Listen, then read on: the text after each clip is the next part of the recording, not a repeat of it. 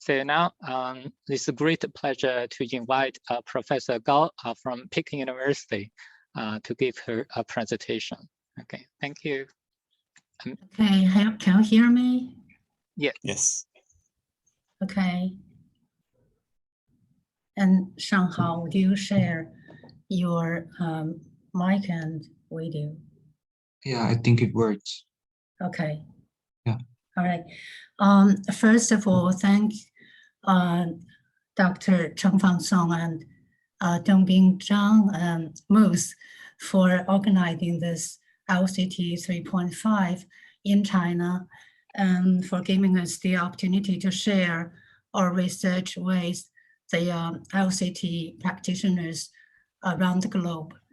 Well, our project was inspired actually by LCT theory developed by Professor Carl Mayton and its application in various educational settings all over the world, especially those excellent works done by the WITS LCT hub led by Professor Lee in South Africa. In this study, we investigated how knowledge from different disciplines got integrated in one of the courses of a college English programs in China. And we hope, on the one hand, to have a better understanding of the key concepts of LCT theory and practice, and on the other hand, to look for a better fit of this new line of thought with systemic functional linguistics practices in China.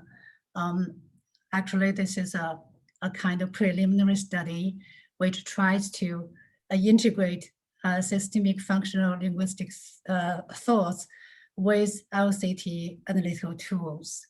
And now my co-author, Ms. Shanghao, will just introduce our study. We are very pleased to join this awesome forum. Can you hear me? Yeah. Okay. So today our topic is a compromise or win-win game LCT-based study on knowledge integration in EFL course project. So we're gonna cover this following 5 sections, involving research backgrounds, something about the courses we chose and the knowledge structure, knowledge integration, and we're gonna introduce our theories by using LCT to investigate the semantic density profiles of our course. And finally, I'm going to give a discussion and conclusions of our study. First, let me introduce the research background. Okay, so it's about the construction of new liberal arts, since I think the development of level of a country depends not only on the development level of natural sciences, but also on that of philosophy and social sciences. So that means a country without advanced development of the natural sciences could not possibly be a leading nation, and neither can a country without booming achievements in philosophy and social sciences. And actually, for China in 2019, which is an important year for Chinese foreign language education, which marks the beginning of a historical development stage, just like 新时代新文科, new era, new liberal arts, and significant foreign languages. So that means for today, like a new round of educational reform concerning philosophy and social sciences is underway in China, and with a focus on constructing new liberal arts. So what is new liberal arts? So according to Wu Yan, director of the Department of Higher Education of China's Ministry of Education, she stated that China will comprehensively promote the construction of new engineering, new medicine, new agriculture, and new liberal arts, so as to form a cluster of first-rate undergraduate programs, which covers all disciplines with Chinese characteristics and like global competitiveness. So, and also according to the catalog of undergraduate programs in China, liberal arts include disciplines such as philosophy, economics, law, education, literature, and so on. So different disciplines. So in Chinese context, the characteristic of new liberal arts, according to Wang and Tian, besides the general characteristics of the humanities and social sciences, new liberal arts in Chinese context encompasses some new properties as follows. Like first one, we have strategically important, which means that it is supposed to help China cope with the complicated situations like home and abroad, and also innovative, which is to seek new breakthroughs in the humanities and social science, and to find new growth points of disciplines, so as to transform and to upgrade traditional disciplines and to achieve some kind of theoretical innovations. And also the third one, integrated, that which is the main focus of our study. That means the construction of the new liberal arts can be made possible by the integration, infiltration, or expansion of many disciplines within the humanities and social sciences. And also we have promising, that means new liberal arts should be ready to explore new fields of knowledge and to solve new problems emerging in the course of social practice. So as for integration, the characteristics of one of the characteristics, we have an example. This is an integrated course book called New Era Minch College English of Higher Education Press. So it integrates value shaping, knowledge transfer, and ability cultivation, and places value shaping in the first place. So for college English courses, English as foreign language, EFL, it is encouraged to integrate value shaping and knowledge transfer and ability cultivation. And in our study, we mainly examine how such integration was accomplished in student course projects. Special attention is paid to the integration of disciplinary knowledge with knowledge of English lexicology course.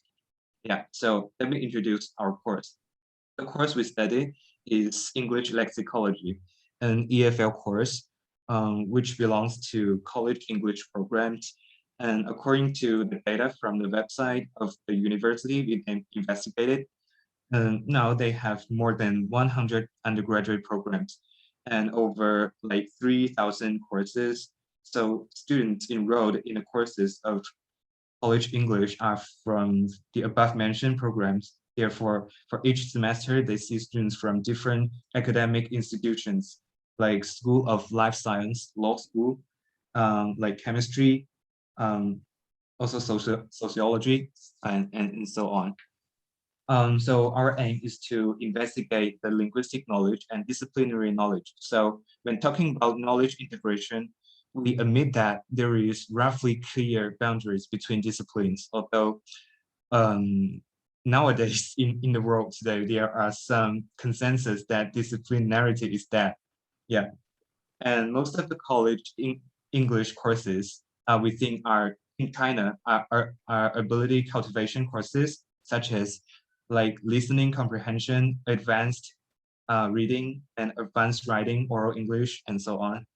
And so the course we observe, the English lexicology, it belongs to a kind of general category of college English. So this course introduces students to the systematic study of English vocabulary according to its structure, history, and cultural context. So at the end of the course, students are required to conduct an independent course project. So this encourages them to explore how terminologies in their own discipline are developed and how they may help build up their disciplinary knowledge structure with a term paper. And also within the framework of new liberal arts in the course projects, apart from basic linguistic knowledge of lexicology and value shaping that I mentioned before, and cross-discipline knowledge integration are also encouraged. So some notions we are going to use in our study, that is knowledge structure. I think we are so familiar with this, right? proposed by Bernstein. So Bernstein distinguishes two types of discourse. So we have horizontal discourse and vertical discourse. And also within vertical discourse, we have hierarchical knowledge structures and horizontal knowledge structures. For hierarchical one, that means it is most typically associated with natural sciences like physics and chemistry. And for horizontal one, most typically associated with social sciences and humanities like political science and sociology and journalism. We can see here are some examples of the content we chose and the matching knowledge structure. For example, we can see the structure of English words is matched with compositional, and for word formation, we have listing and horizontal knowledge structure. For word meaning, we have taxonomical. So this is the content we chose. And also for disciplines in this study, we took 4 disciplines from among over like 30 disciplines. So we have physics, geology, journalism, and political science in our study. Each has its distinguished knowledge structure. For example, we can see in physics, physics is with prototypical hierarchical knowledge structure, strongly vertical and a strong grammar, like which can be represented according to Bernstein as a triangle. Yeah.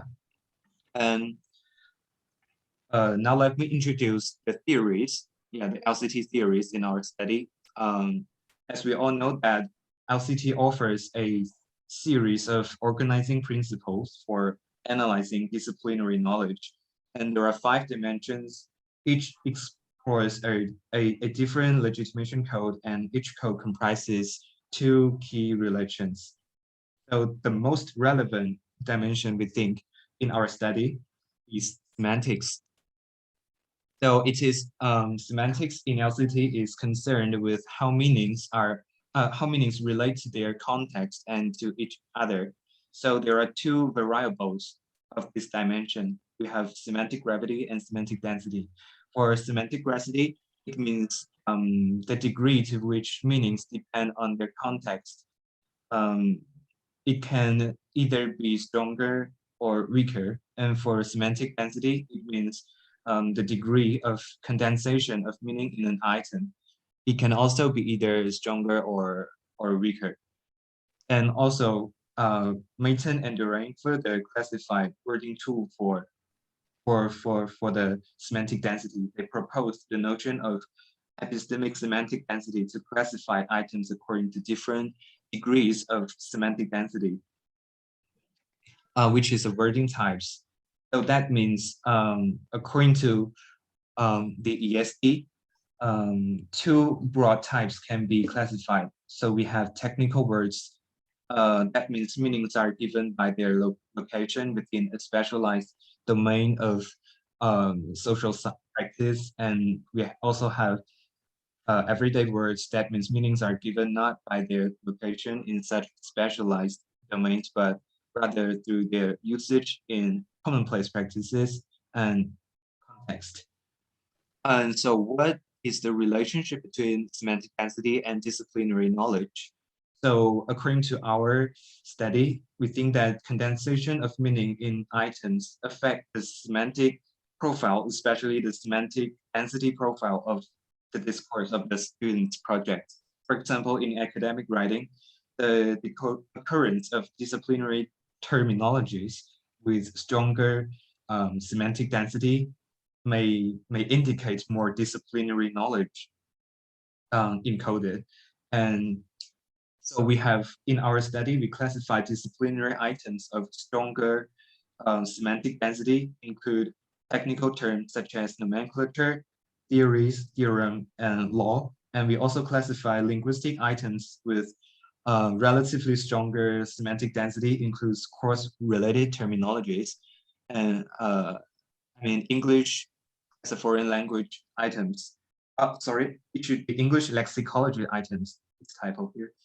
As subcategories of word formation, like also sense relation and semantic changes, And we also have other linguistic resources for building knowledge, include abstract nouns and grammatical metaphor, mainly normalization in our study. So we try to put these classifications into the framework of power words and power grammar. According to Martin, he distinguished 3 types of linguistic resources to help condense meaning in academic discourse. So we have our words in our study. That means disciplinary terminologies, including technical terms of disciplines, abstract nouns, and also English lexicology terminologies. We also have power grammar, including nominalization, verbalization, adjectivization, and so on. And also for power composition, that means the organization of the whole text as a wave of information of the student's project to shape the periodicity of the discourse. So we also tried to calculate different degrees of semantic density in our study. So we classified linguistic items with stronger semantic density items in disciplines, for example, terminologies, names of scientists, and abstract nouns. We also classified another one, stronger semantic density items in English lexicology, for example, naming convention and word formation method, compounding. Yeah, so our aim is to explore the semantic density profiles. That's what we call in our study of the 4 disciplines: physics, geology, journalism, and political science. So let me show you some cases. So to begin with, according to our observation, we think that the 4 disciplines we chose, they have more or less the same or a similar generic structure.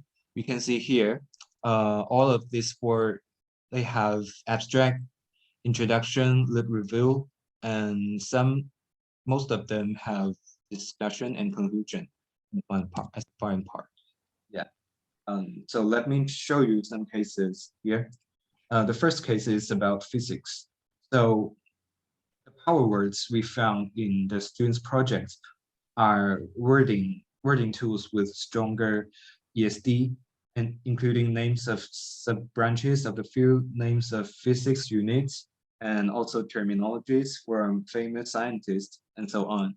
You can see here. And for power grammar, we found in the students' project, we observed that the most common use of power grammar is through nominalization. We can see here.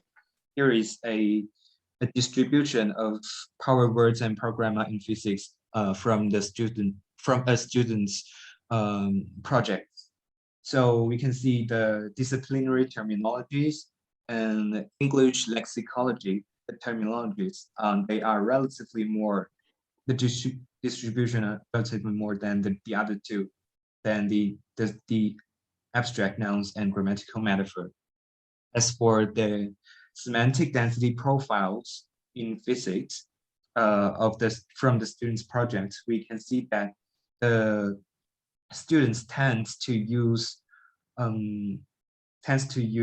disciplinary terminologies in the introduction part here, and the discussion part shows that the most frequent use of disciplinary terminologies and English lexicology and terminologies of English lexicology. As for the second case, the geology, what we found is some specialized terminologies include names of minerals formed by adding affixes like geophysical, geochemical, things like that, and also abbreviations of geological areas, layers, for example, those ALB. Yeah, and according to words with stronger ESD and geology, here's a characteristic feature of this discipline.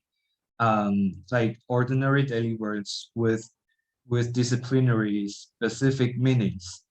That means common word like formation, like this. Formation in geology means body of rock strata that consists dominantly of a certain lithologic type or combination of types, which is really totally different from what we use in their life, right? And also for names of scientists can also be viewed as stronger epistemic semantic density.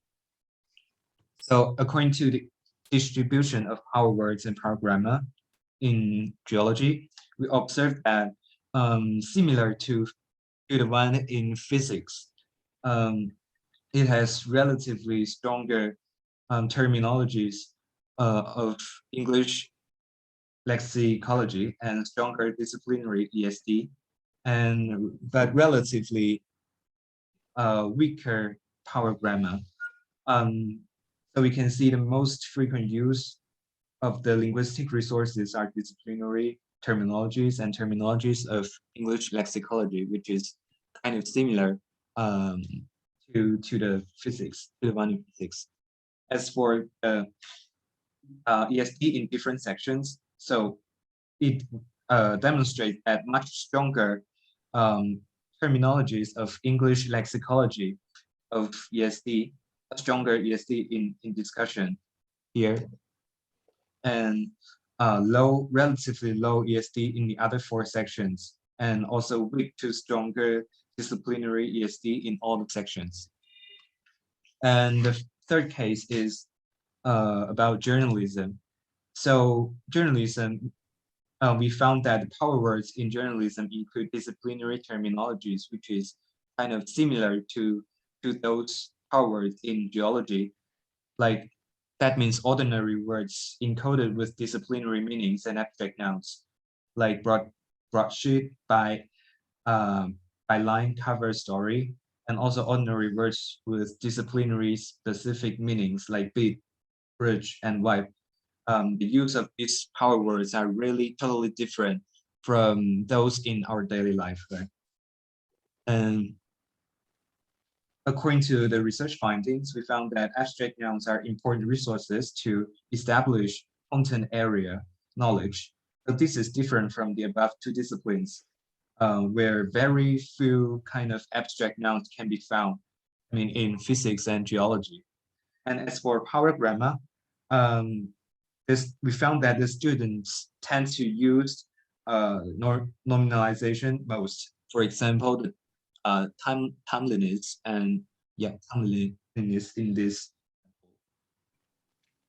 The reason is that it is noted that the most characterized feature of journalism, the discipline, is its content area, since I think news is always about something recently happened in a certain place. So the content area of the event plays a fundamental role in forming the main body of the news. So that means when you're reporting news about an astronaut, like on the red side, the disciplinary knowledge will not only involve journalism, those terms from journalism, but of astronomy. So we can see from the students' project. So the case here is kind of, I would say, kind of a very unique one, varied from students of this major. Yeah, the project she's done was about a news report project on medicine. So we can see it covers not only disciplinary terminologies of journalism and terminologies of English lexicology, and also some medical sciences tech terminologies.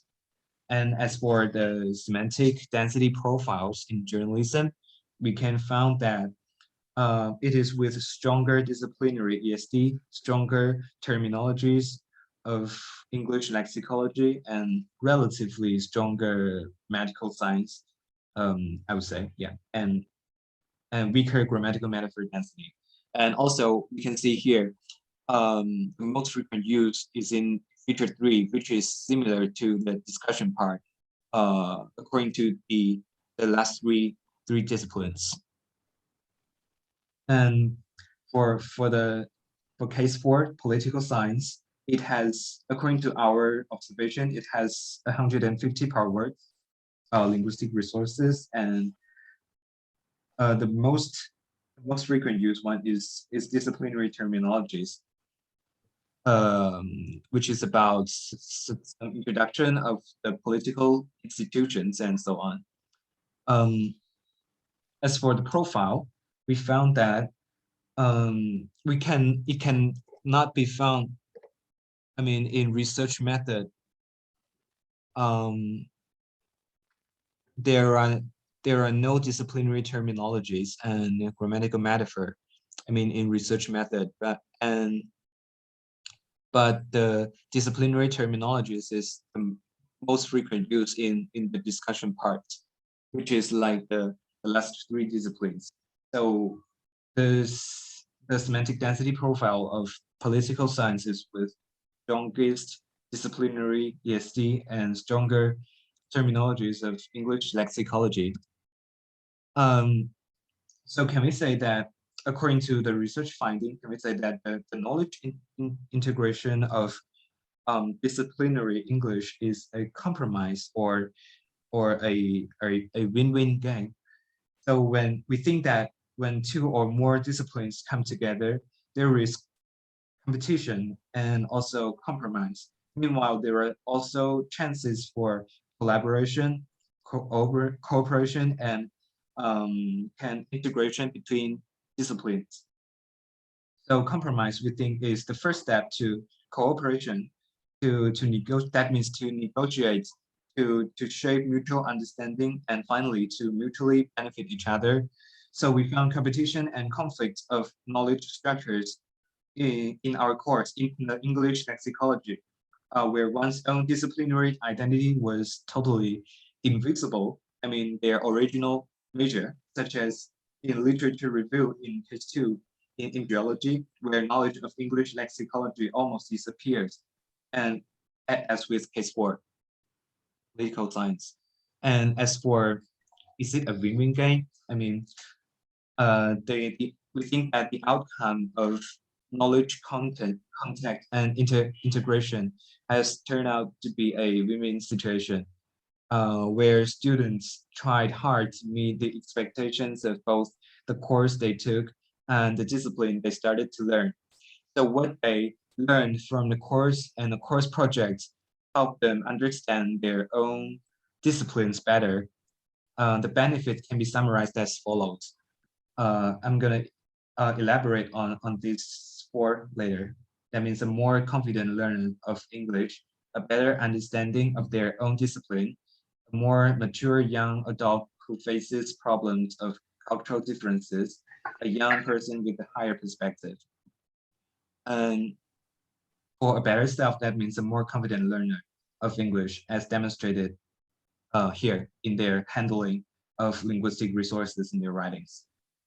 And for better understanding of the way their own discipline establish authenticity. We can see here, after the course, the student of case 3, she can use evidentiality, the linguistic items, to express in his own reflection. I mean, English news use specific words to enhance its evidentiality. We think it's a kind of knowledge integration of the 2 disciplines.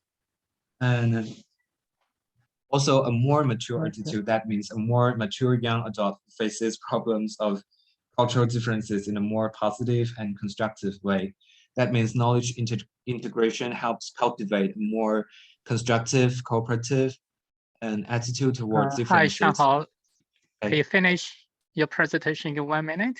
Yeah, sure, almost. Yeah, thank you. Okay, and for higher perspective, that means a young person with a higher perspective who is willing to negotiate and cooperate with others. And finally, we conclude that in this study, it's just, I would say it's just, the study had provided simply a rough sketch of the knowledge integration. So some problems emerge when we examine the reformulation of disciplinary knowledge in a course project, for example. And we find that there are some kind of research findings, like relativity of power words across disciplines, and also for abstract noun as a power word or power grammar, like grammatical metaphor. in our study. And also, I don't think we have more time for questions. So it is hoped that LCT series could promote the investigation of knowledge construction and integration in FL pedagogic practices in Chinese context. So for any questions, here is a reference. And for any questions or suggestions, please contact us through our email. Thank you so much. Okay. Okay, thank you, Professor Gao and Shanghao. And sorry to Billy. So, you know, it's out of time. So, you know, if the following three presenters, you know, can be economical on their time, so we can have the question and answer session. Sorry. So now, so Shanghao, would you please stop your sharing? Yeah, So okay. we are going to invite Ms. ZHOU Yanli, right, to give her a presentation. The title is Legitimation Code Theory to Facilitate Transition from Business English to Business in English. It's a very interesting topic.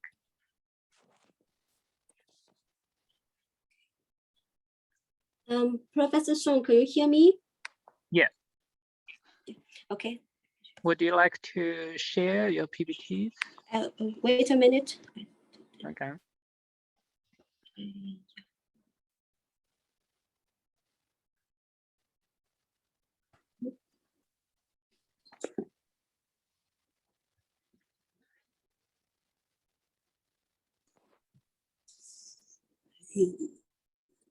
Can you see my screen? Waiting maybe a second. Okay. I can see you are sharing the screen, but okay, getting it. So this Yeah. 2 past, you know, 2 p.m. So you have 30 minutes to finish your Yeah. presentation.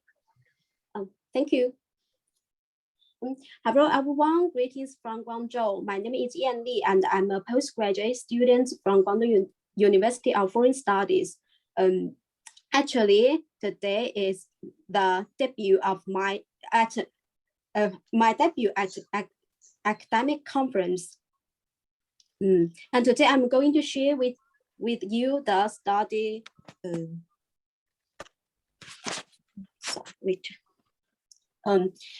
And today I'm going to share with you the work that was carried out with collaboration with my supervisor, Professor Jingwu. It is called Rethinking the Dilemma Between Business English Learning and Business Knowledge Learning from LCT Semantics. It is still in its early stage, but we are hoping to get some feedbacks from you on some aspects. I will begin this presentation with the rationale of our study, and then I will move on to the process and findings of our study, and later I will discuss the implications and limitations of our current studies, and finally I will share some difficulties that we have encountered during our study. Now let's come to the rationale part. The business English undergraduate program in China mainly adopt the content and the language integrated learning or CLEAR approach. This approach combines business English and the business knowledge, and this approach aims to help cultivate the students' English proficiency and business expertise simultaneously. But a lot of students reflect that they find it difficult to understand the business content, and they think that they failed to learn the business content. Currently, there are two solutions to this dilemma. The first one is using Chinese to explain difficult business concepts. And the other is to further strengthen the students' English proficiency through activities such as presentations.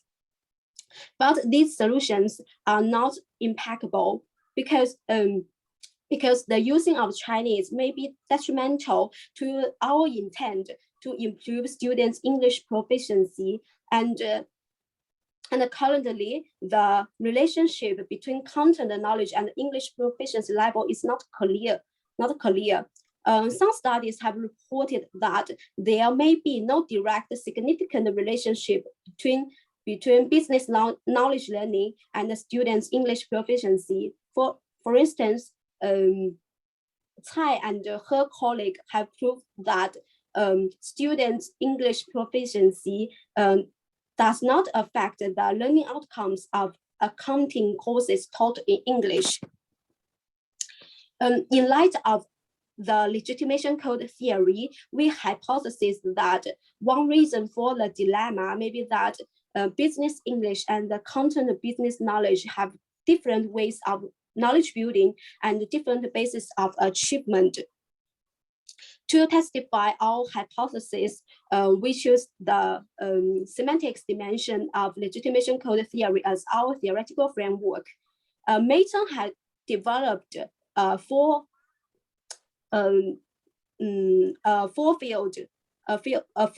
model that is the semantic plane with the variables of semantic gravity and semantic density. Semantic gravity refers to the degree to which meaning relates to its context.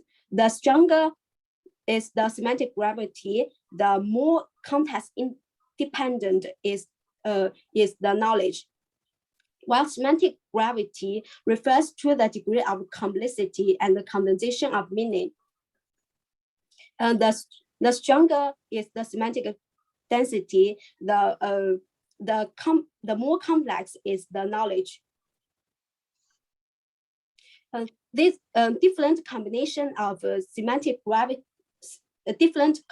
combinations of different strengths of semantic gravity and semantic density form four semantic codes, which reviews four sets of rules of games, referring to the basis of achievement. A further affordance of the concept of semantics dimension is by tracing the changes in the strength of semantic gravity and semantic density over time. I'm presenting them in the forms of semantic profiles.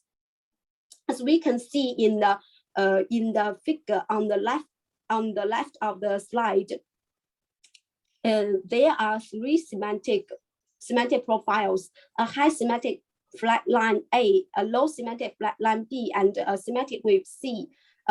The semantic range refers to the difference between the highest and lowest point of a semantic profile. As we can see, the semantic wave C have a much larger semantic range. That means it combines more different forms of knowledge together. That is the key to knowledge building. In this study, we intend to analyze the textbook, the textbooks for business English and the business textbook under the theoretical framework of semantics dimensions. The textbook we choose for the business English course is the series of Intelligent Business, which is adapted from original material by the Pearson Group and is now one of the core textbooks for integrated business English course in China. Considering the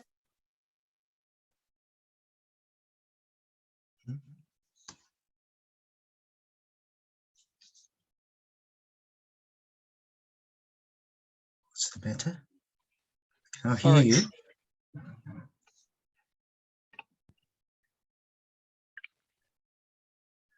Yanli, can you hear us? Yanli. Sorry. We cannot hear you. Yanli. Maybe I try to contact her through send the messages. Okay, so excuse me, I'm Yanli's supervisor. So can I just replace her to finish the following part of the presentation? Okay, thank you. Thank you. Okay, thank you for giving me the chance. So this study is conducted. We're going to analyze the two textbooks as mentioned by Yanli, and one textbook we are using is the this kind of integrated business English. So this course is a very fundamental course for students majoring in business. We think that this kind of course can provide students with language proficiency that help them to transit smoothly from English to content knowledge learning. And the kind of book for content learning, we are using the book of Principles of Economics by Gregory McQueen. And but I can't, I'm sorry. So can I just use the slide? Yeah, but I can't share the who screen. can choose? Yeah, it's her picture. I can't just share the screen. So do you have your own? I have my own, which is actually kind of a But working one. Yeah, right. Not the final one, but I can just simply share it. But so I need to. Okay, so you can share yours now. I can share mine now. Okay. Let me see. Okay. So sorry for a moment. I'm sorry. That's fine. Oh, where is? Oh, the PPT is not okay. It's not here. It's not in this computer. Okay, take it easy. It's fine. Okay, so excuse me, because it's I didn't prepare for it. Okay. So I need to. Need a moment. Yeah, I need the moment. Okay, I'm sorry for that. Hello, can you hear me? Oh yeah, Yeah, great. yeah. Okay. Oh, sorry about that. Okay, great. So, okay, Yanni, please continue. Oh yeah. Thank you. Okay. Yeah, you have a backup. You have your supervisor. Yeah. Thank you. So share your PPT again. Yeah, you need to share. You can see my screen now? No. Oh, okay. Wait a minute.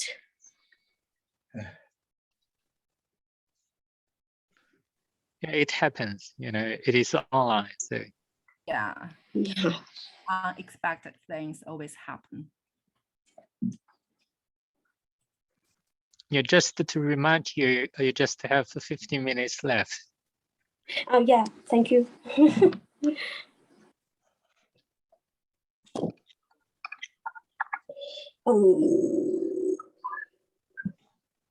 you see my screen now? Yeah, it's ongoing. Okay. It's too slow. You're almost there. Yes. Yeah. Yes, we have the we translation. Yeah. Okay. Shall we continue? Okay. Then because we don't have so much time left, I will go over this part.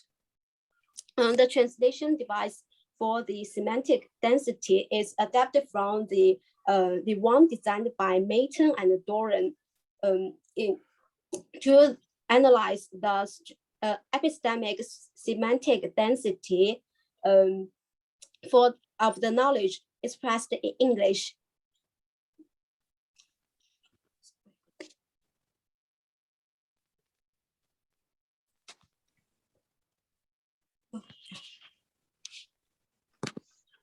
Hi, Yanli. So good news. Hi. You Yeah. know, the next presenter, for some reason, cannot make their presentation, so you still have time to finish yours. Oh yeah, thank you very much. Take it easy, okay? Thank you. The translation device did not change too much. We just changed 2 points. The first one is the if we have the phrases that is composed by the several compacts are deemed as conglomerates in this study. For example, the phrase stock market is deemed as a conglomerate with 2 technical parts. And another point is that we did not further distinguish the common everyday words. We just think that the nouns that did not fall into the codes of this translation device just have lower, weaker semantic density than the generalist words. Apart from determining the strength of semantic density of words, we also want to figure out how the strength of semantic density of words can be strengthened by the modifications around them. Here is our analytical framework. But with the help of translation devices, we analyze the sentences in the text for their strength of semantic gravity, and words and wording groups in text for their strength of semantic density. Then we can figure out the semantic profiles and the semantic codes presented by each textbook. And these may help review the basis of achievement and the ways of knowledge building. Here I have some cases to illustrate how the analytical framework is conducted.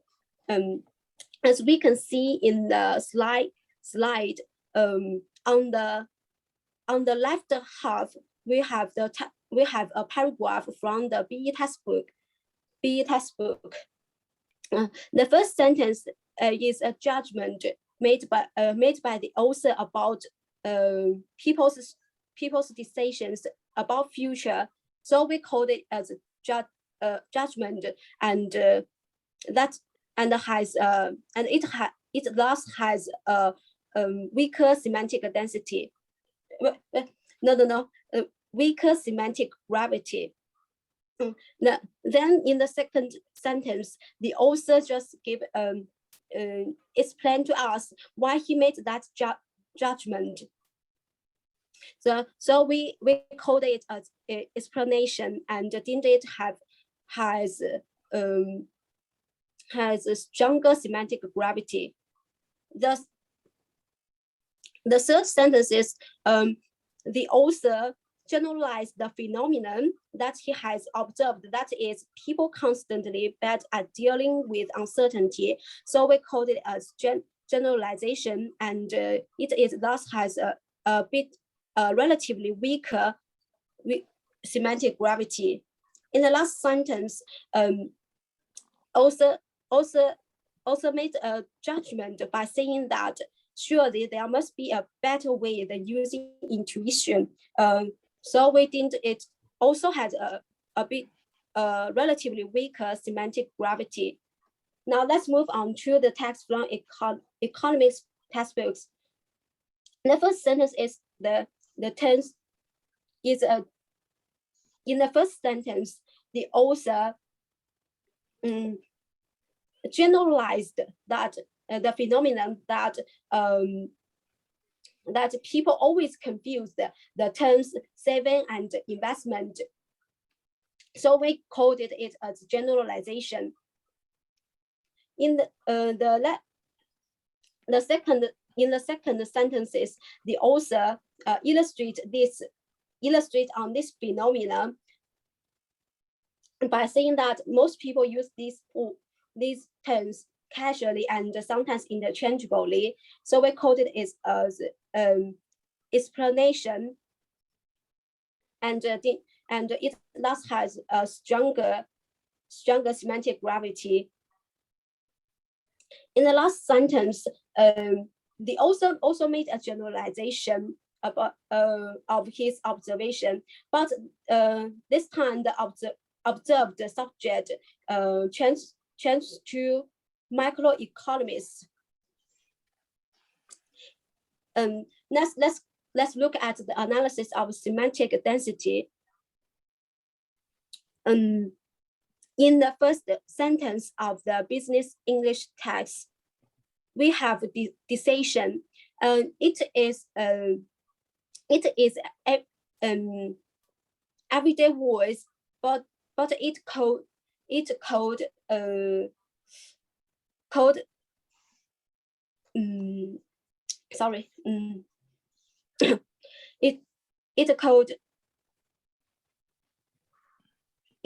as action as a thing. So we coded it as a generalist word, and that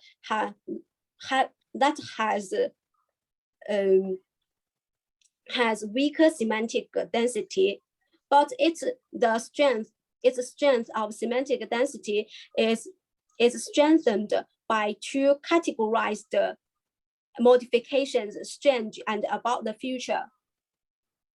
In the second sentences, we have investment. That is, the word has one technical part, and it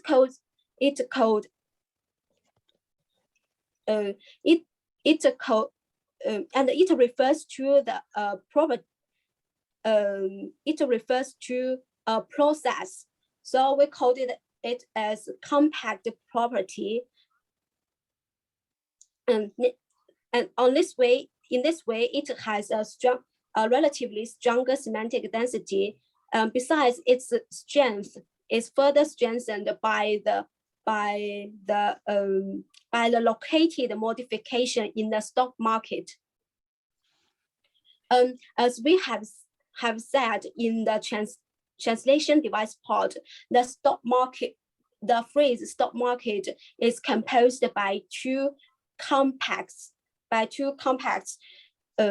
we deemed it as conglomerate with two technical parts. Then we have the technical word business. It has one technical part and refers to an item, so we coded it as compact element. In the third sentence, we have uncertainty, which is a generalist word, because it code a quality as a noun. And we also have returns. A word has one technical part, but referring to an item, so we code it as compact element, and it has relatively stronger semantic density, but and the strength is further strengthened by the categorized modification from some investment. Investment in the third sentences is also coded as compact property, but its strength is weaker than the one in the second sentence, because it has no modifications. Finally, the last sentence. finally, the last sentence, we have intuition, which is a generalist word. And now let's move to the economic text. First, we have two technical words, saving and investment. The both are coded as compact property and have a relatively stronger semantic density. The second sentence is a bit complicated because we have a proxy that is these terms that refer, according to Mayton and Doran, the strength of epistemic semantic density our process should be determined by their reference. But these terms, the strength of semantic density of these terms should be coded the same as savings and investment, but its strength of semantic density is a bit weaker than savings and investment. In the third sentences of economic text, we have microeconomics. It is a word having two technical parts, micro and economists, and it refers to an element, an entity. So we call it as a conglomerate element. Then we have the national income accounts. That is it is the same as stock market, but it has three technical parts. So we think it has stronger semantic density than stock market. After analyzing the first 4 paragraphs of the two texts, we have drawn the semantic profiles. As you can see from the slide. First, let's have a close look at the profiles of semantic gravity. As we can see, both texts begins with relatively weaker semantic gravity, and the strength of semantic gravity is moved between stronger and weaker. But we can see that the semantic gravity of business English text is has less movement, and for a relatively long stretch of time, it remains at a relatively abstract level. So we think that the business textbooks boast a weaker semantic gravity than the economics text. Let's move to the profile of semantic gravity.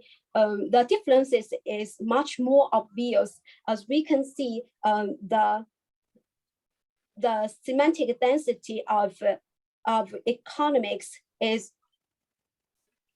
far stronger than that of business English, and the strength of semantic density of economics moves have fewer moves than that of the business English. So we think that business English text has a weaker semantic density than the economics. Then we can determine the semantic codes of business English, that is verified codes composed by weaker semantic gravity and weaker semantic density. And the semantic codes for economics is wordly code. It's dominated by wordly code, composed by a stronger semantic gravity and a stronger semantic density. Here comes our results. The business knowledge stress more on the application of abstract concepts, and the business knowledge is much more complex, and that may add to the cognitive load on students. Besides, the semantic codes of business English and business knowledge are so different from each other. Their basis of achievement are dramatically different. As for the implication from this study, we think that teachers, when it comes to the business English knowledge, teachers should lead students to pack concrete ideas into more abstract ones. For example, teachers can design activities that demand students to use vocabulary on generalizing, summarize abstract concepts, and the teachers can also design the activities that demand students to change simple sentence structures into complex ones.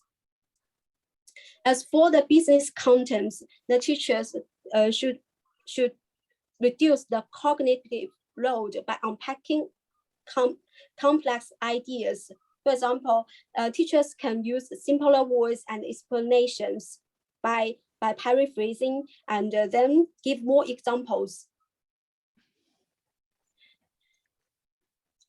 Though our findings are favorable to our hypothesis, but our study is not free from limitations.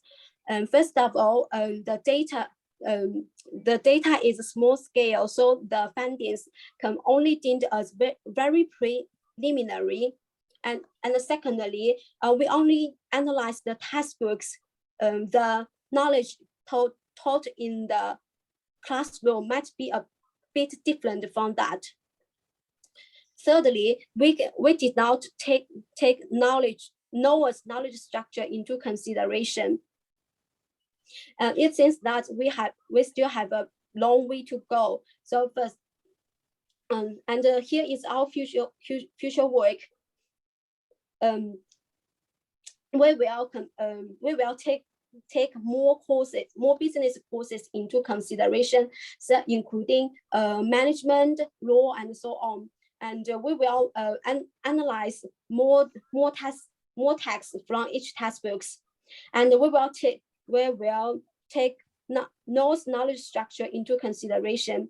And last but not least, we'd like to propose and test the solutions to narrow the gap between business English and the business knowledge. Finally, it's some difficulties we encountered during our study. We want to get some suggestions from you. First, during the analysis of semantic gravity, especially the semantic profiles, we have troubles in determining which cause both stronger or weaker semantic gravity, because it does not have the obvious differences as shown by semantic density. And after discussion, we also have problems in deciding the compare of two courses, the strength of semantic gravity of two courses, because we think that if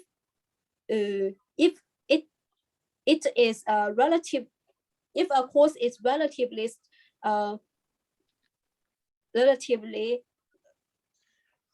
because if we compare two courses, we might fall into the either or dichotomies. So we think that is there a baseline for us to determine which has stronger semantic gravity or semantic density. And that is all about our study. Thanks for your attention. Thank you, Yanli. Thank you. Thank you. I just, okay. Okay. So, so we just finished the second presentation, but we have to skip the third one. So now we have two choices. The first one is to have the question and answer sessions to the first two presentations, or we can move on to the last one. And after the last one, we have the question and answer sessions to all the three presentations. But before that, I'd like to check whether Wenchao, so are you ready to present yours?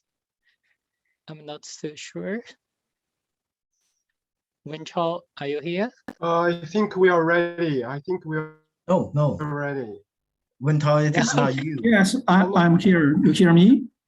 Yes, Rich. All right. Do you mean it's my turn to present my research? Sorry. You hear me? What?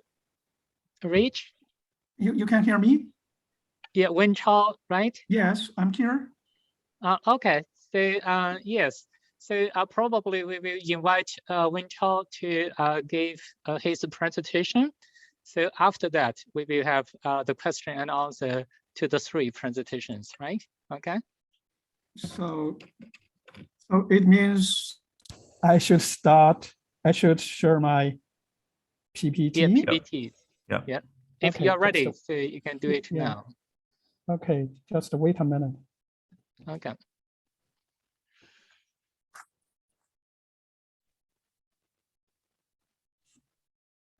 PPT, sure.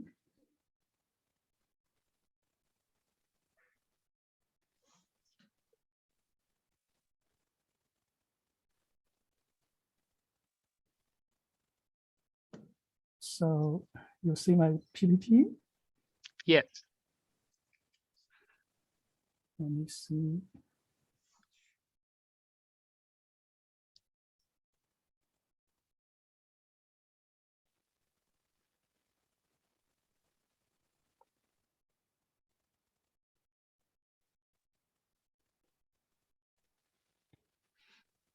Okay.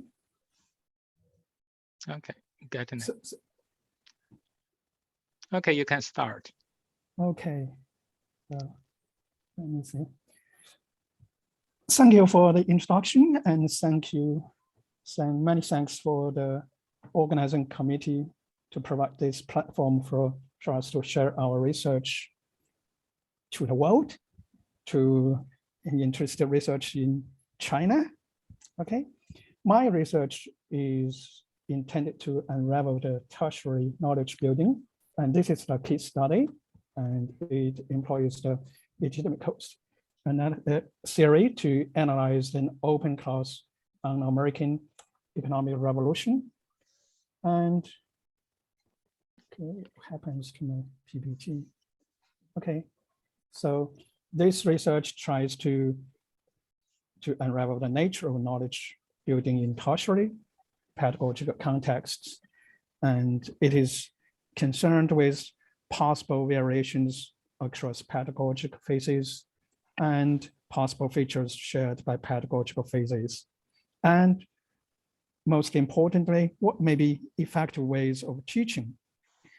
In particular, this research tries to understand the nature and processes of knowledge building in tertiary history education. And this research is motivated by, generally speaking, by the recognition that most educational research suffer from what Maton calls knowledge blindness. And there is the scarcity of research that takes knowledge as an object study and looks into the pedagogical practices of knowledge building. And the research approaches the pedagogical practices of knowledge by drawing on LCT, which helps analyze and visualize by, as we know, collaborating with SFL, how linguistic resources reflect and enact knowledge practices. And the target pedagogical practices are from an online tertiary open class on the age of economic revolution in American history. Specifically, so the research chooses to examine the target pedagogical practices focused on the American economic revolution by drawing on the autonomy and semantics dimensions of LCT. Okay, so let's first say LCT's autonomy and semantics, the two dimensions or two perspectives. And as we know, LCT emerges as the sociological theory, taking knowledge seriously as an object of study, and it provides the multidimensional conceptual toolkit for making visible and exploring knowledge practices in relation to their choices, changes, and diversity in organizing principles conceptualized as different legitimation codes. And the autonomy dimension of LCT conceptualizes social fields of practice as comprising constituents that are arranged into particular relations, as shown in the first figure, and to explore how insulated are the constituents of different practices and how insulated are the principles governing the relations.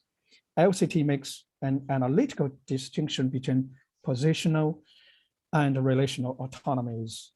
And the two types of autonomy can vary independently along a continuum of strengths.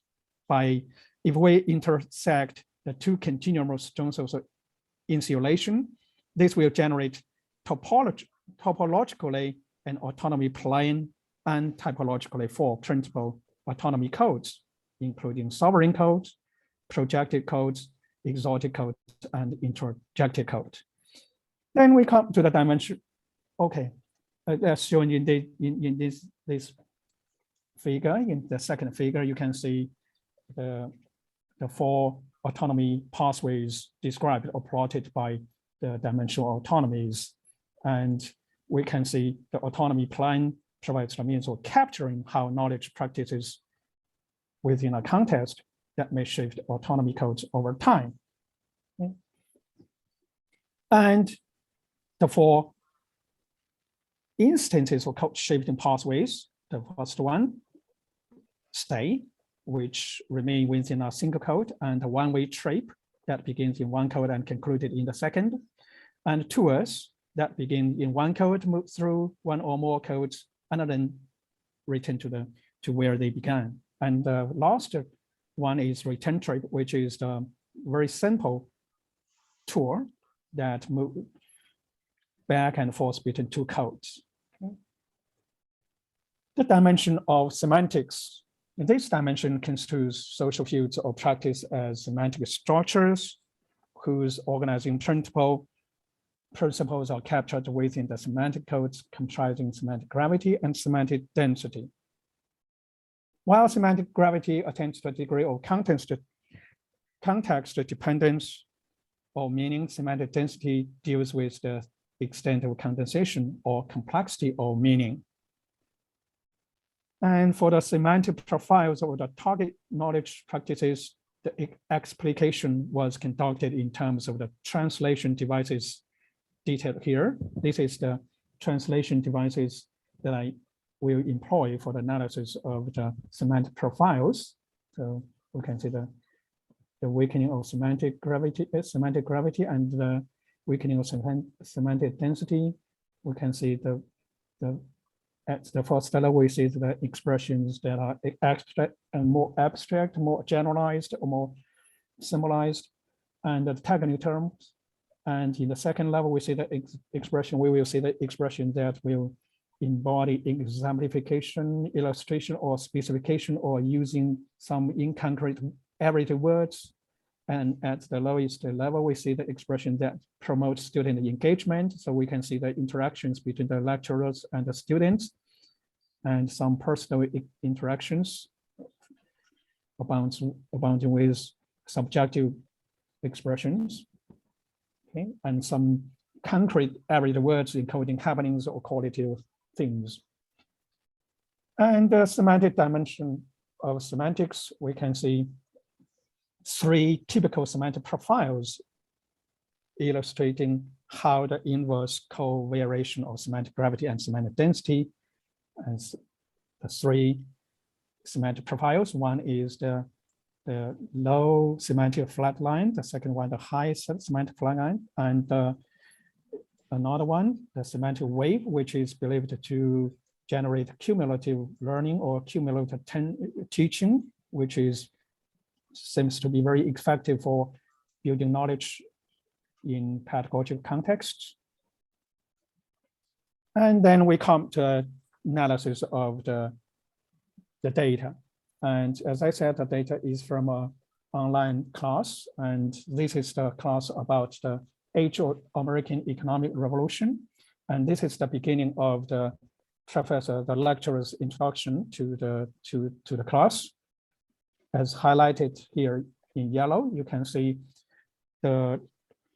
this class is mainly about the reasons, 3 reasons for choosing the dates. That is the dates from 1876 to 1990, the dates during which we see the great transformation, or the duration in which we see the great economic revolution. And the professor identified 3 reasons, and our focus is on the first reason and the third reason. The first one is the Civil War, the American Civil War.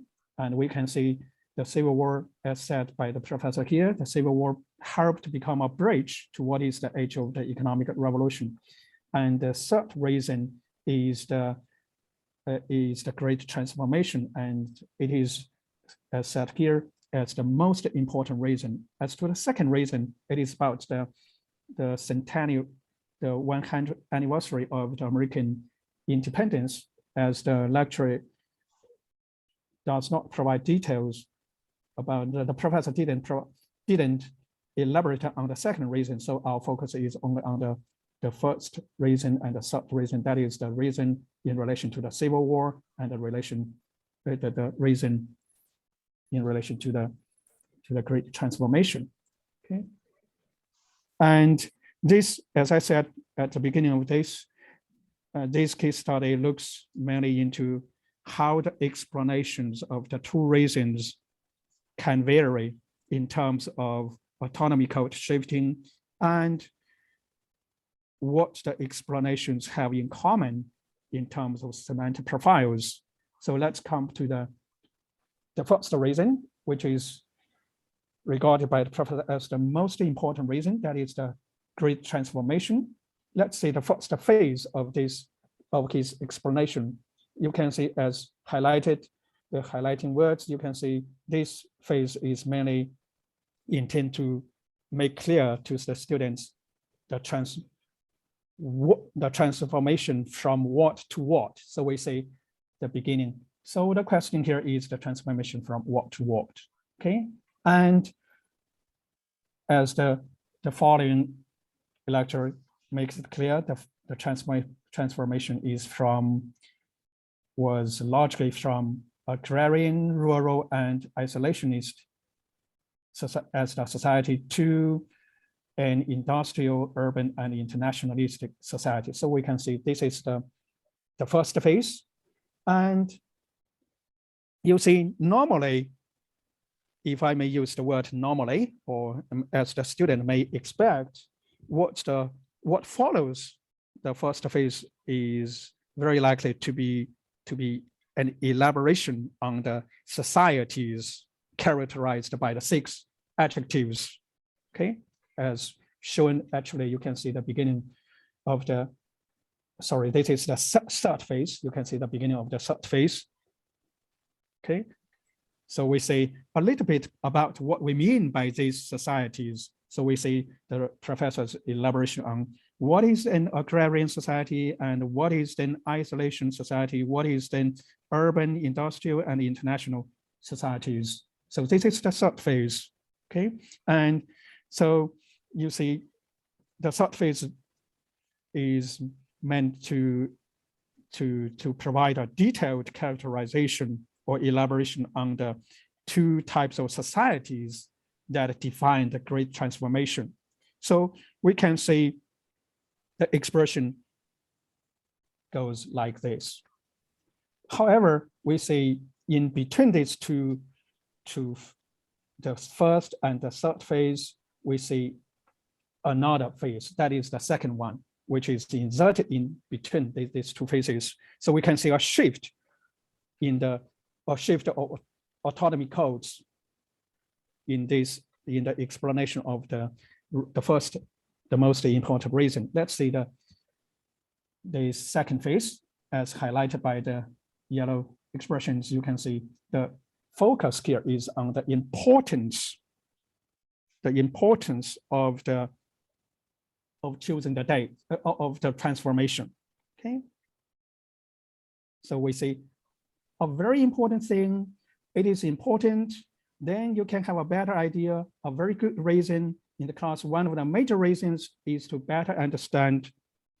So we see this second phase is follow attitudinal evaluations, typically appreciation in terms of Martin and White's appraisal theory, okay? And obviously this is the shift from the explanation of the characteristics or the definitions of the two types of societies to an exposition on the importance of the Great Transformation. Okay, so the shift or the shift of autonomy code is very obvious. Okay, so we see this.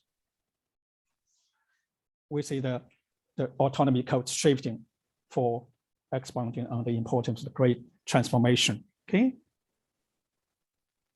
And you see this is the shift, autonomy code shift is the return tour, okay, from beginning with sovereign codes, shifting into projected codes, and then going back to sovereign codes, okay? And this code shifting or autonomy pathway raises the issue of pedagogical coherence. When I'm examining this code shift, I'm considering deeply about the coherence of this professor's lecturing. Okay. And I'm wondering whether it will be more effective for the success of the teaching if the second phase is shifted, is put after the third phase. Okay. Maybe if the lecture is organized that way, maybe the student will find it more easy to capture the logic of the professor's lecturing. Okay. But as to the details, I will do more research for whether this is the case. Okay. So this calls for probably more in-depth research. And then we see the explanation of the second reason, that is the reason about the civil war's role in relation to the Great Transformation. Okay. As highlighted here, we can also see three phases in the lecture. And at the beginning phase is obviously related with the Civil War, as said here. And the Civil War, we told you earlier, is the bridge here between traditional and modern. That is the traditional society and modern society. Traditional is related with the agrarian, agricultural, and isolationistic. And the modern one is related to the industrial and the urban and international. So the Civil War is very significant because it acts as the catalyst. Note that the professor mentions the term, the notion catalyst. Obviously, this is the term from the field of chemistry. And then in the third phase, we see the professor's conclusion that the Civil War that bridges the tradition to the modern. So you can see the corresponding between the first and the third phases. And the Civil War in the big picture was the catalyst that helped accelerate the pace of the shift. So from this, you can see actually in this stage, in this stage, explain the reason, the second reason, the focus is mainly on the role of the Civil War, which accelerates the pace of transformation. But we see another two shifts in between these two phases. The first shift, okay. So the first shift is obviously one that employs non-target content for the target purpose of explaining the role of the Civil War in the Great Transformation, because we can see this, the first phase is an explanation of the term catalyst, okay? In terms of LCTs, this is obviously the use of non-target content for target purposes. So this is the shift from the sovereign code to the interjected code, okay? And noticeably, this shift into the explanation of the term catalyst is mainly brought about by weakening semantic density rather than semantic gravity, because we do not see any everyday words or exemplifications, okay? And we can see this expression that like speed up, advances, bring about a reaction without changing the reaction. So generally, this is a little bit more abstract expressions. Okay? And then the second shift, as shown by this highlighted expression, so you can see the mention of the term industrialization, okay, which is considered as the key to moving toward an urban international society, okay. And then we see industrialization, industrializing, okay. Though we can see sporadically the mention of the Civil War, okay, the Civil War steps in. So we go back to the point of industrialization of the key to the transformation. However, you can see, though the second shift is the explanation of the industrialization, it is undeniable that industrialization is very crucial for the Great Transformation. But throughout this second shift, the professor seems to fail to make it clear to students how the Civil War is related with the industrialization. This is where the problem lies, okay? He does to make it clear how the Civil War is related with the industrialization, though industrialization is very critical to the Great Transformation. Okay.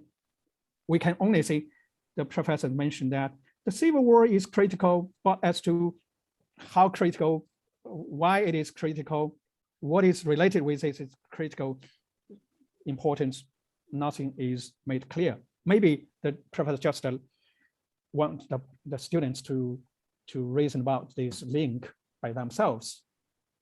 Okay, so we can see two shifts, autonomy code shifts, and this shift is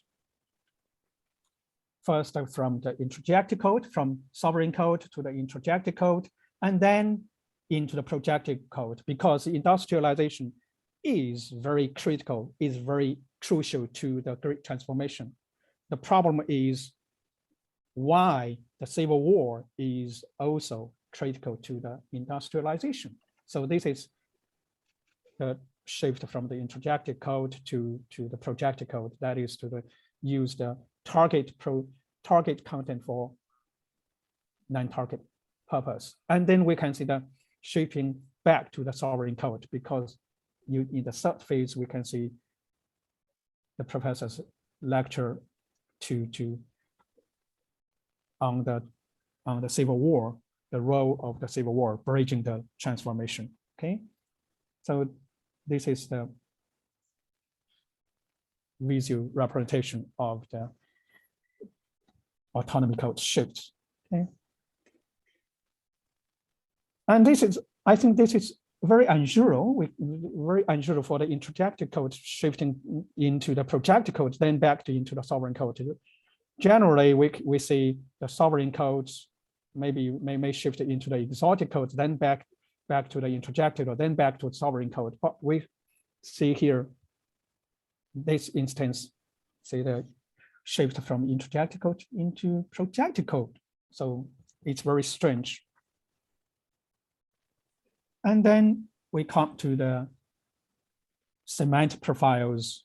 That is the semantic profile shared in the explanations of the two reasons.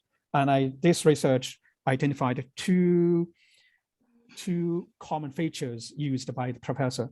And this is commonly related with the explanation of the terms or some of the reasons.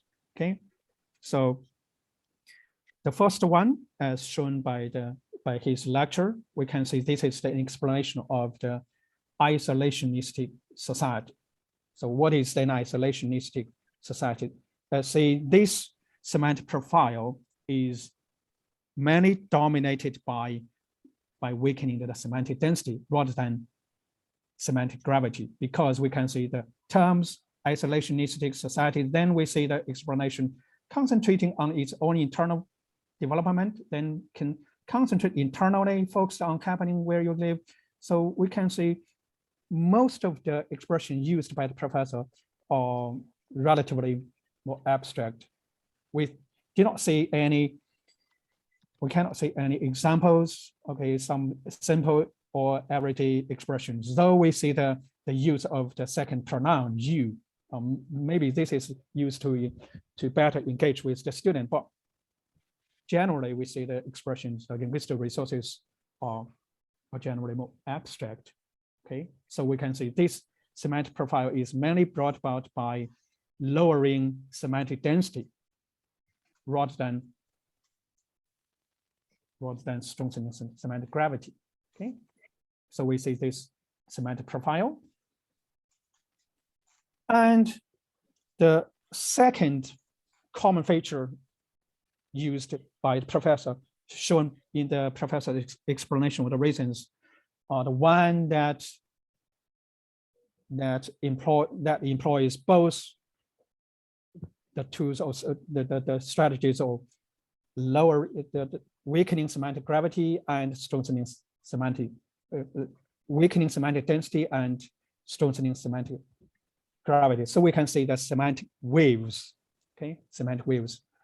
Okay, so let's say some of the details of examine this explanation. So we see the expressions, the transformation, these two society are existing side by side, and you can see the repetition. They exist side by side.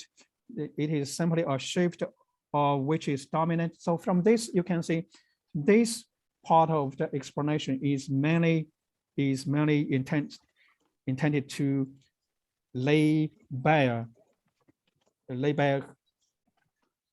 how to understand the transformation, the shift from one type of society to another type of society, and how the two types of societies are related to each other. So this is the lecture's purpose. Okay, and we can see the expressions like in the second phase here. We see the expression, for example, and just like, and then finally we can see the repetition of this. They are existing side by side. The question is which dominates, and that's what is critical for the duration, for the dates. And you are seeing a shift that is definable, a shift that can measure the population in production and machinery. And in between the beginning and the concluding phase, you can see in between the author's exemplification with reference to the change of the population and the change in the production, the labor that the people employed for production of food. So we see in between the two phases, we see the figures used let's see, by the time of Civil War, only 2 of every 10 Americans lived in the urban areas. That means 80% of the society at the time of Civil War. And then we see by the time you get to 19,000, that figure had jumped to 4 out of 10 people are urban, 4 out of 10. And then in this, we also see this, that 2% is producing the food that allows the other 92% to be industrial and to be urban. So this is the very detailed exemplification of which type of society is dominant in which stage of the history. Okay, so by providing this exemplification, by this detailed exemplification, the author helped helped the students to arrive at the correct understanding of how the 2 types of society shifted in between them and how they are related and what is the right way to understand the great transformation. So because of the use of this kind of expression, we see the semantic profile, that is the semantic waves. Okay. So we can say the second type of semantic profile is one that is jointly brought about by weakening semantic density and strengthening semantic gravity. This is in contrast with the first type of semantic profile. The first one is mainly caused by weakening semantic density rather than semantic gravity, rather than strengthening semantic gravity. So this is the 2 main types of semantic profiles employed in the professor's lecturing. Okay, conclusion and implications. As you may have seen, the above analysis has demonstrated how knowledge practices in tertiary pedagogy context could be portrayed and distinguished by applying the conceptual tools of autonomy and semantics in LCT. And it also made explicit how the dynamics and variations of pedagogical knowledge practices in tertiary history teaching can be captured and explicated by examining their manifestation of autonomy pathways and semantics profiles. And the representation of the variations and common features have, in a sense, actualized the perspectival complementarity envisaged by Mayton and Howard between the LCT dimensions of autonomy and semantics. Okay. And these 2 dimensions not only illuminate different aspects of the same knowledge practice, but also are able to provide complementarity insights into the same object study. And to a large extent, they suggest how pedagogical knowledge practices could be more revealingly described and interpreted by linking their semantic weaving and their autonomy code shifting. And it is believed that a certain degree of awareness of the complementarities will empower tertiary educators with the pedagogical capabilities of unpacking, repacking, and integrating knowledge.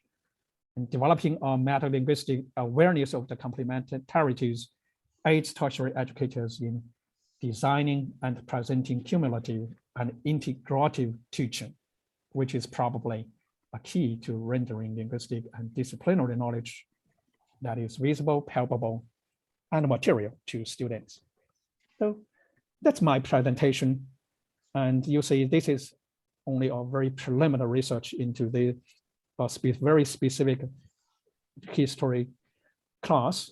And this, of course, needs further research. So more could be reviewed about the design and the proceeding of the historical lecturing. Okay, that's all. Thank you. Thanks. Okay, thank you, Wenchao. Thank you. Thank you. Okay, so we have about 20 minutes for the question and answer session. So,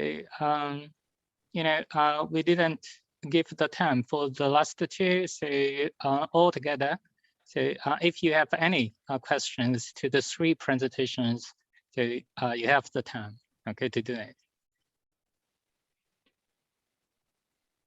So all the 3 presentations relate to the integration of knowledge practice in one way or another. The first one by Professor Gao and Shanghao made a comparison of the concept from several disciplines in terms of the semantics dimension. So the second one by Yanli, so she and her supervisor made some pedagogical suggestions, after make a comparison of the business English, the textbook, okay, and also, the business discourse. So give some suggestions how to move from the business English to business in English. And the last one by Wenchao, although he just focused on the disciplinary knowledge of history, but his findings also shed light on the integrating of knowledge practices. So do we have any questions or comments? I have a question for Wenchao, if Okay, he's up for it. go ahead. Okay, So I see that you used both autonomy and semantics, and I'm wondering, did you find any relationship between the two? So are they absolutely separate in your research, or do you see any interconnection between them in terms of the practice you're observing? Okay. As far as I can see, the autonomy pathways or the autonomy dimension is mainly intended to describe or represent how different types of knowledge could be integrated into a coherent whole. And semantic profiles or the semantic dimensions is mainly employed to describe how the meaning could be condensed, how the meaning could be made simpler, made easier for the student to understand the content. So these 2 dimensions I think can only complete each other. They cannot replace one another, and they just provide different lens for us to observe the same pedagogical practice. Okay, this is how they related. Okay, this is the way. Why? Oh, sorry, I interrupted. Okay. You can specify your question a little further. I'm just thinking why then did you choose these 2 dimensions in particular? For example, you're not observing specialization. Okay. Well, I'm just wondering, what would it then make this research more like 2 separate studies instead of 1? So, or do you have any practical issues you're concerned with, so that the 2 tools can actually help you better understand the problem you're looking at? Okay, maybe later on I will use some other LCT dimensions to examine the pedagogic practices, but I think the revelation will be different, will be into the different aspects of the pedagogic practices.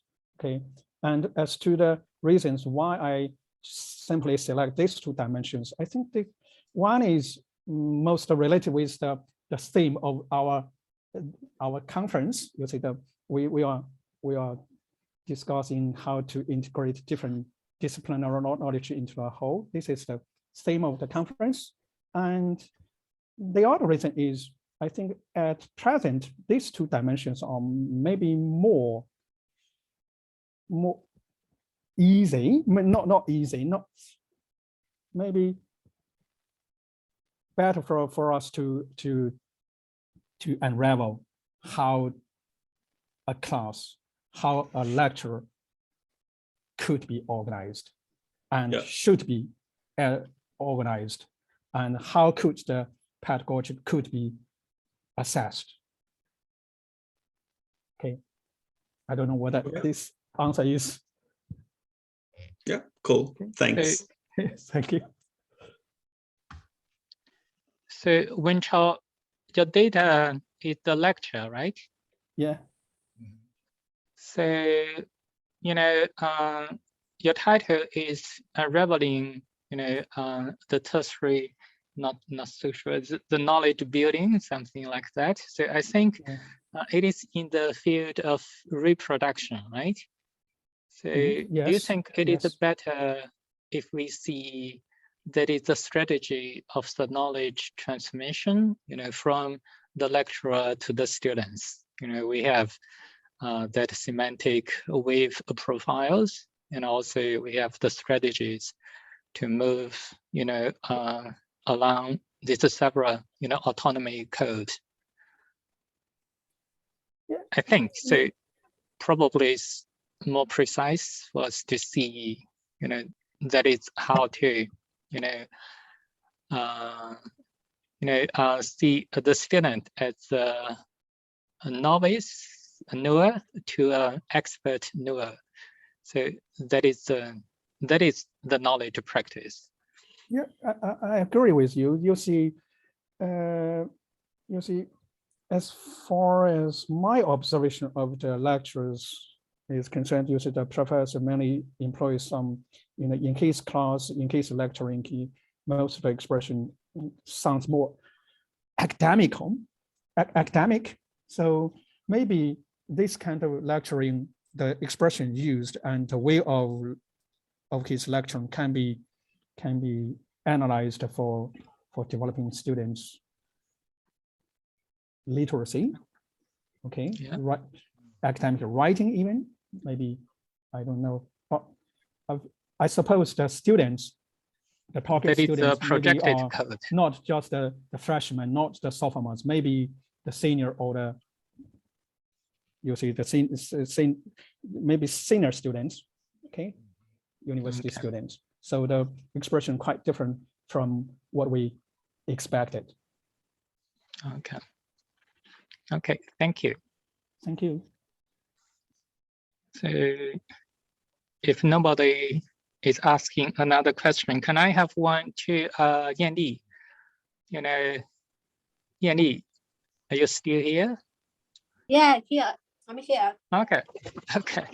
So yes, so you know, in the opening remarks, we just talk about the program of business English. So it is, you know, a question that it's hard to find the answer, you know, to move from business English to, you know, business in English.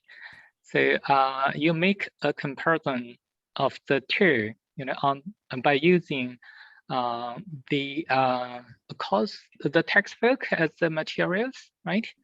You know, one is the principles of economy. The other one is the integrated business English, something like that. That is the intelligent. Yes. So you are comparing, you know, the textual material, and you find the differences between the two. You know, when you finish the comparison, you proposed some suggestions, you know, for the purpose of a pedagogy. So my question is, do you have any, you know, theory, you know, to guide you in making those theoretical proposals? Yeah, we do have the difference. Yeah. I think that because we just have analyzed a small proportion of the data, so we can not sure whether the final result is like the one present here today. So we actually had not discussed had a depth discussion of that part. So I think we don't have any theoretical basis right now. Yeah. Maybe in our future work.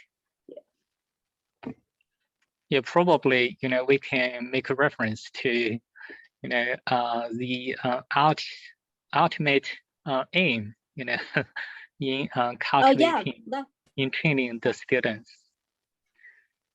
yeah, The mission that's of the program. that's a direction. Okay, So, now, Professor Yuan, do you have a question? Yeah. yeah, I have some kind of comments and a question for Yanli. Okay. Okay. Just now, I could say yes. You are really at a very preliminary stage of your study. Yes. I understand that you are a year 2 MA student here, and finally, at your presentation, you mentioned that one limitation is that you haven't taken the doors into consideration. So, do you have any ideas of how to or what you are going to do to take the knowers into consideration in your study? In other words, do you plan to do some interviews with the students, with the learners of business English or something? Yeah.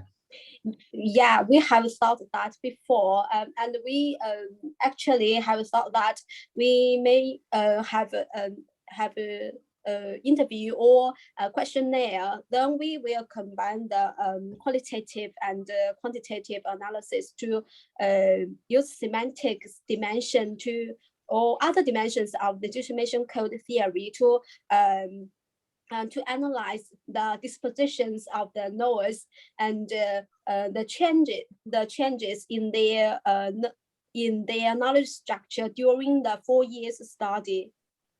Yeah. Okay. Yes. So you have some plans. Yeah. Yeah. Yeah. Concerning the SG semantic gravity, it seems to me that you find that in business English textbooks, in general, the semantic gravity is weaker. Yeah, that's surprise. That is also surprised us. Yeah, but I think one reason might be we take the Mencken's economics of principles as the business knowledge. Because the textbook principles of economics is a little bit how to say it is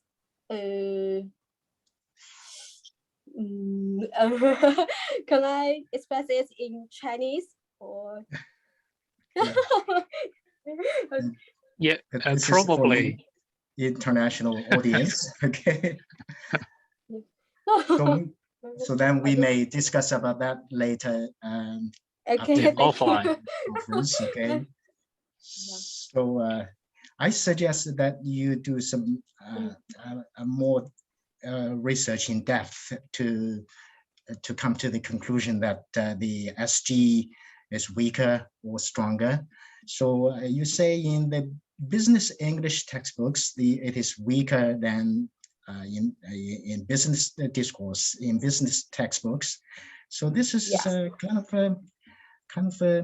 contrary to the kind of intuition. So maybe this is a kind of a problem, and we may discuss later. Okay. Yeah. Yeah. Thank you, Professor Yuan. Thank you very much.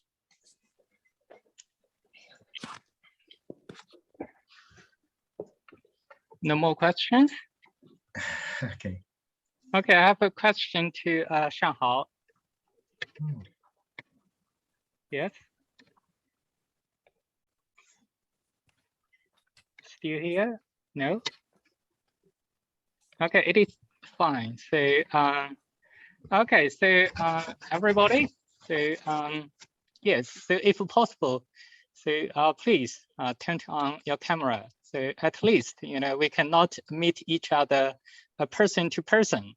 At least we can do that, so eye to eye or face to face. Okay, so we are coming to the last session and also the most exciting one. We have been working on